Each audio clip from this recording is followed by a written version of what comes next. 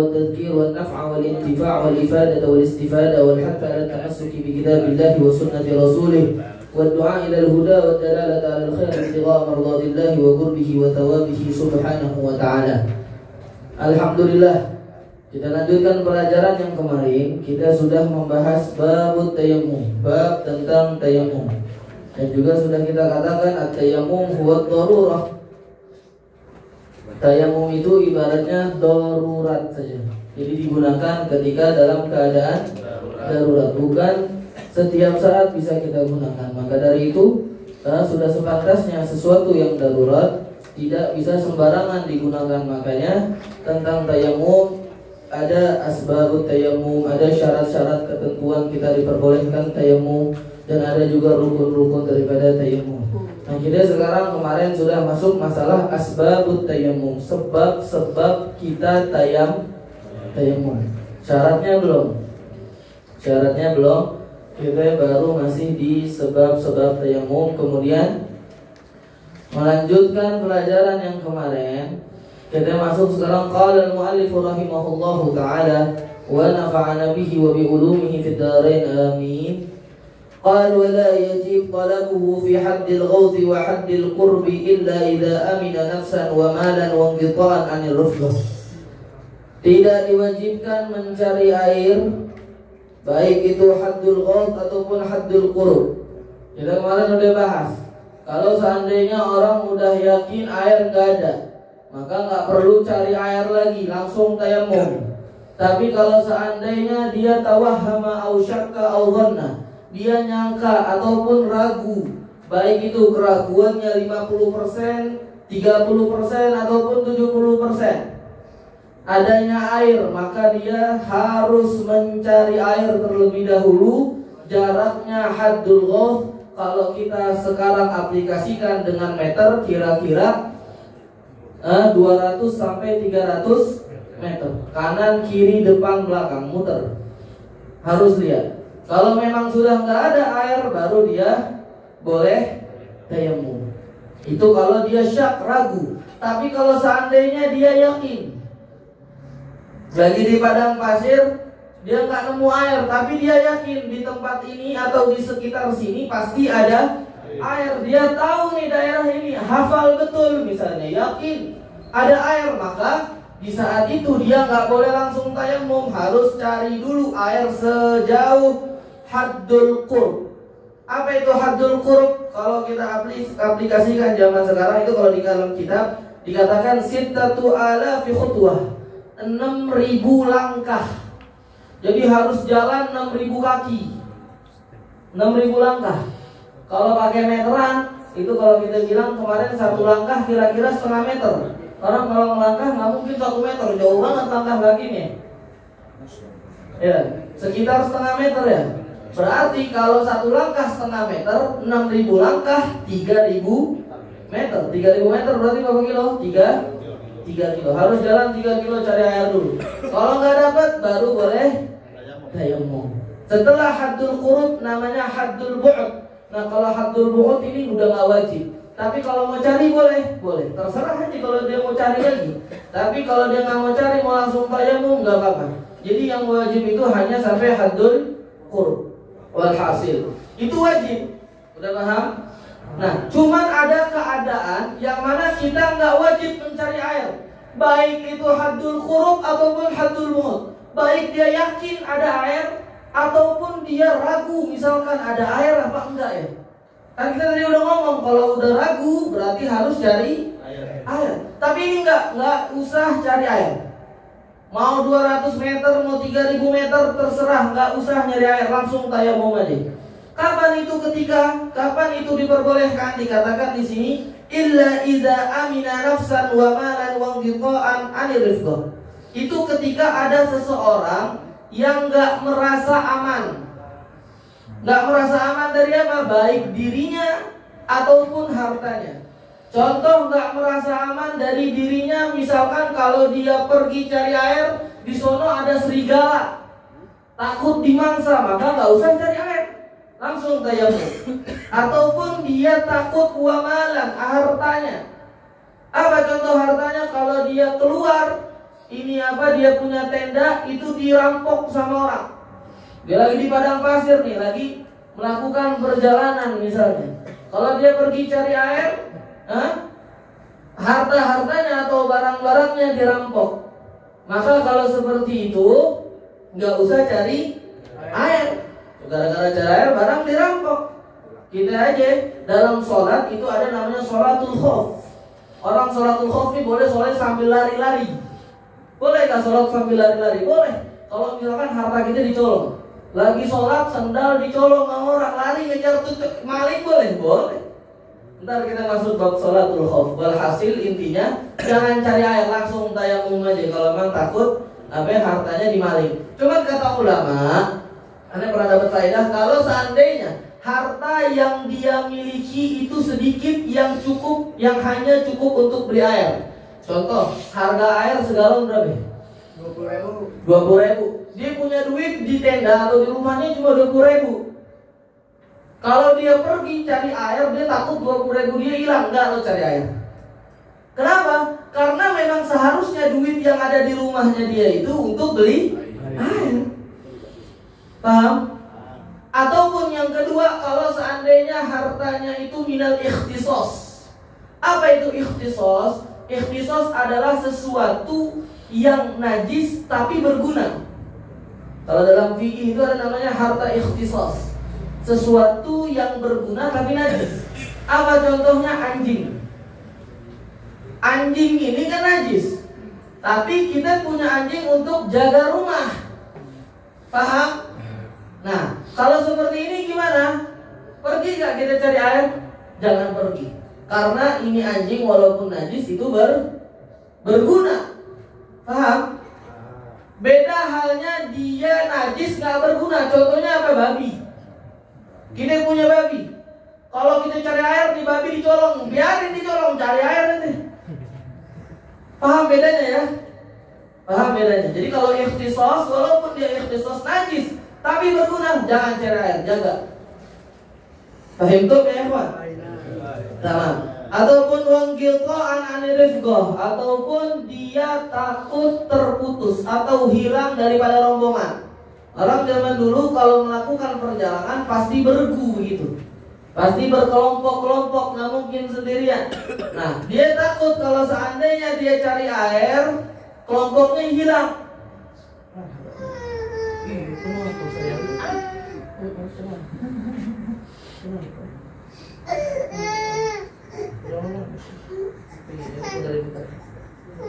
Wangqita'an anirifqah. Oh iya, saya manjit. Iya manjit. Manjitnya baru diem tuh. Bentar ya. Wangqita'an anirifqah, dia takut hilang rombongan. Kalau dia pergi cari air, dia punya rombongan hilang. Akhirnya dia melakukan perjalanan sendirian. Nah, itu bahkan kata ulama wa illam yastauhish, walaupun dia nggak takut, dia bisa aja sebenarnya pergi sendirian. Wahata. Jadi kalau sampai gara-gara cari air kita kepisah dari rombongan, mending gak usah cari air. Jadi apa? Langsung tayamum hakata. Kemudian wa khuruja waqtin, ataupun takut keluar waktu. Kalau seandainya dia cari air, dia balik waktunya udah habis. Dia sekarang udah masuk waktu zuhur, air nggak ada, mau wudu. Kemudian dia yakin gak ada air, maka dia harus cari Hadul Qurb, 3000 meter jalan. Cuma dia perkirakan kalau saya jalan 3 kilo, itu balik lagi, berarti kalau pergi 3 kilo, balik lagi berapa kilo? 3 kilo juga, jadi 6 kilo. Itu kalau jalan kaki misalkan setengah jam, sekarang udah setengah 3. Anak pergi cari air, balik lagi mau sholat, waktu udah keluar, udah masuk waktu asar. Bagaimana? Gak usah cari air, langsung tayamum saja. Terus kalau nanti harus wudu apa enggak? Nah, ini permasalahan nih. Ini khilaf ulama. Nanti kita bahas di pelajaran selanjutnya aja ya. Hatta di Imam Syafi'i juga ada khilaf masalah wudu apa enggak. Itu kalau dalam kitab Tuhfatul Tullab itu ada 9 yang wajib wudu, kalau masalah 12 enggak wajib wudu sebab-sebabnya. Walhasil itu kita lanjutin nanti aja. Intinya kalau takut keluar waktu, maka harus tayamum aja langsung, enggak usah cari wudu. Yang penting sholat di dalam di dalam waktu, jangan sampai keluar waktu. Hakada tayammum bila talab. Syuf, tayammum tanpa harus mencari air. Paham ya ikhwan? Aywa. Fa in wajada ma'an la yakfihi wajib isti'maluhu thumma tayammum. Kemudian ada permasalahan. Kalau seandainya dia ada air, cuma segelas ini doang, cukup gak buat wudu? Hah? Gak cukup. Nabi Muhammad cukup, Syuf. Nabi Muhammad tuh kalau mandi saja, bukan wudu, mandi itu cuma pakai air segini, semut atau semut gak? Semut tuh gini nih, tangan doang, airnya cuma setangan cukup. Kenapa? Karena Nabi itu kalau lagi basuh air nggak mau jatuh ke bumi. Ini kemuliaannya Nabi Muhammad. Itu air nggak mau jatuh, ngalir terus di tubuh Nabi. Dia nggak mau terpisah dari tubuh mulia Nabi Muhammad SAW.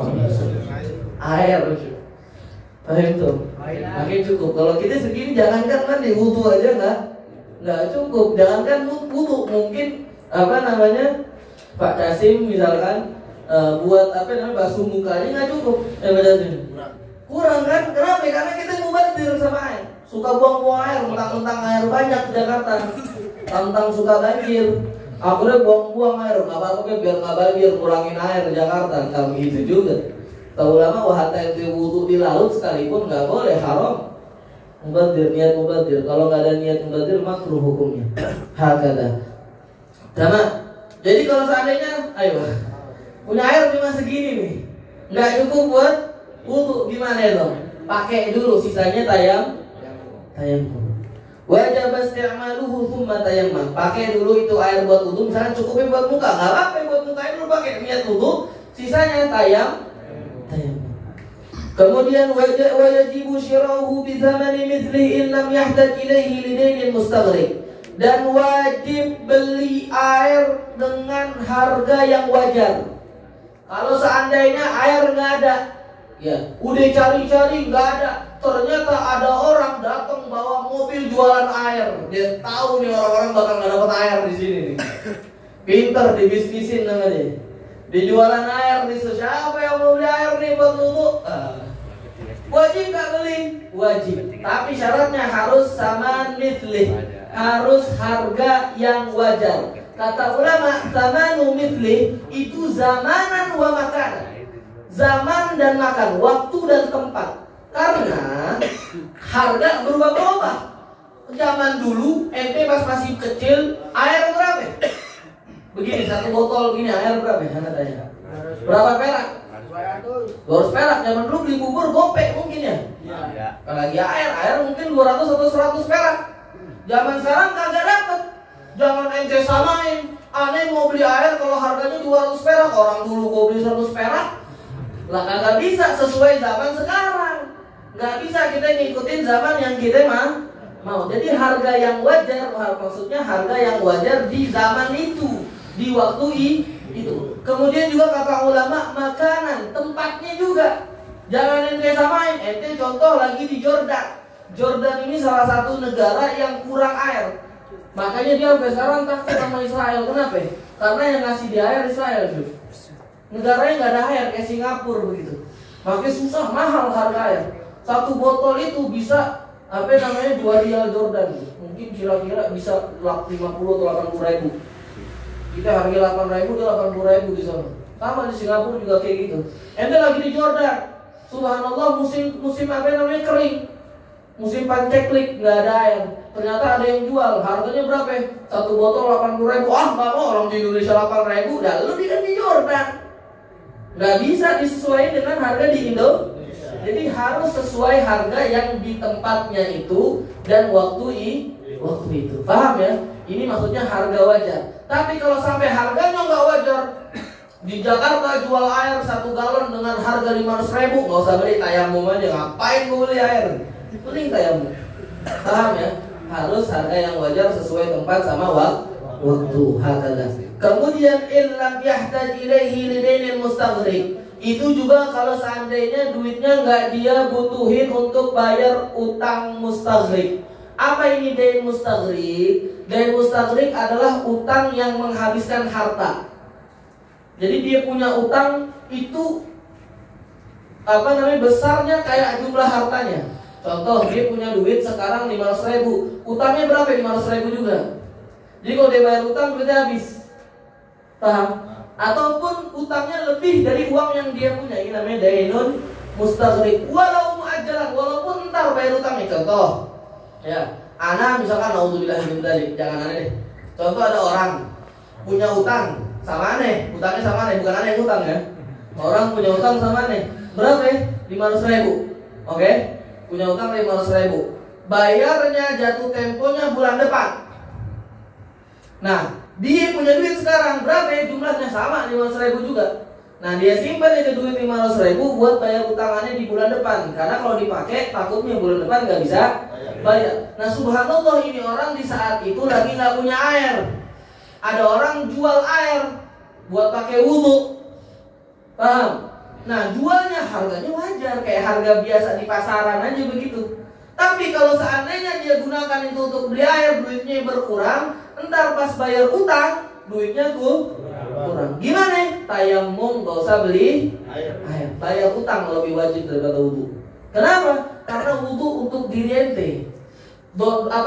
Dorornya juga, kerugiannya untuk diri ente. Tapi kalau ngutang, orang lain yang dirugikan. Paham tuh? Hakata.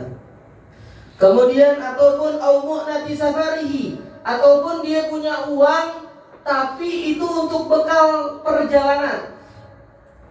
Dia nyimpan uang tapi untuk bekal perjalanan. Kalau dia pakai buat beli air, takutnya nanti di perjalanan dia kurang. Mau beli makanan nggak bisa, mau beli minum juga nggak bisa. Bahkan bisa mungkin meninggal di perjalanan. Nauzubillahi min dzalik. Jadi jangan beli air itu, duit simpan aja tayamum. Paham tuh?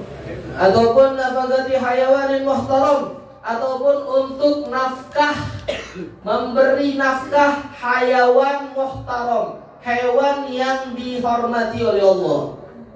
Apa itu? Ini kalau dalam bahasa Arab hewan itu bukan binatang ya ikhwan. Kalau hewan apa? Binatang kan? Tapi kalau dalam ilmu mantiq atau gramatikal bahasa Arab, makna hayawan itu kata ulama, makna hayawan an-nami. Yang pertama sifatnya an-nami, yang kedua al-hassas, yang ketiga al-mutaharrik bi iradah. Itu namanya hayawan dalam ilmu mantiq atau filsafat bahasa Arab. Apa itu hewan? Yang pertama sifatnya hewan itu an-nami, yang bisa bertumbuh. Apapun yang tumbuh, nah itu salah satu sifatnya hewan. Pohon bisa tumbuh gak? Bisa jadi hewan mungkin, tapi belum. Syaratnya harus 3. Yang kedua al-hassas. Apa itu al-hassas? Yang bisa merasakan, punya panca indera. Oke, tumbuhan bisa ngerasain? Nggak bisa. Maka tumbuhan nggak masuk hewan, walaupun dia bertumbuh tapi nggak bisa ngerasain. Oke, yang ketiga adalah al-mutaharrik bil iradah, yang bisa bergerak dengan kemauannya sendiri, bukan digerakkan. Jadi 3 hal ini semuanya hewan. Berarti kalau kita katakan sekarang, apa itu hewan? Binatang sama manusia. Bakteri, kuman itu semuanya hewan. Jadi kita sama binatang itu sama-sama hewan. Jadi jangan ngerasa itu lebih mulia daripada kambing, karena itu sama kambing kedudukannya dalam ilmu mantik sama-sama hewan. Allahumma kambing gak bisa ngomong, ente bisa. Padahal sama-sama kerjanya makan, tidur, hal sama. Gitu loh yang dipikirin. Sama ente sama kambing. Allahumma kambing gak maksiat, ente maksiat. Bisa jadi ente lebih hina daripada kambing. Ada yang ngomongnya sama. Nah, terus siapa ini hayawanun muhtaram, hewan yang dihormati?